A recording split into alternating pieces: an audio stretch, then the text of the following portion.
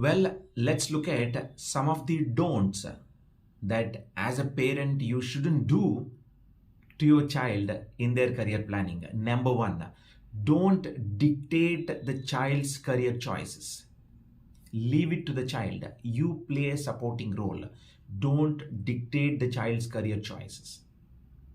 And don't project your own aspirations or your own unfulfilled wish list onto the child and expect them to perform. If they're willing, if they're coming to terms, if you have built that consensus right from an early age, then it is perfectly fine. But don't force, don't dictate the choices on them, don't project that your wish list onto them. And at the same time, you don't have to follow the herd. Don't be a herd mentality. Don't compare your child with somebody else's career. Don't compare them with their peer group or anybody in the family.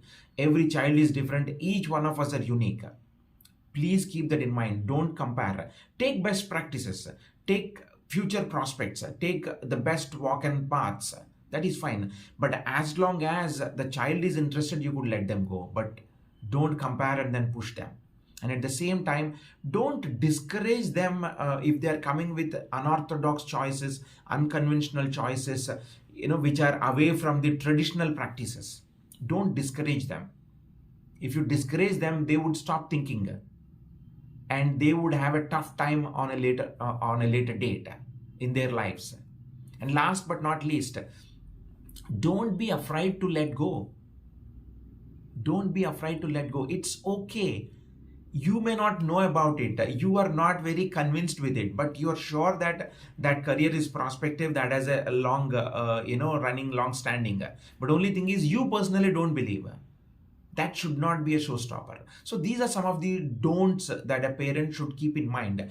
Don't dictate the choices, don't project your aspirations, don't compare with other children, don't discourage them from making an unconventional choice, and don't be afraid to let go of some of the choices that they make.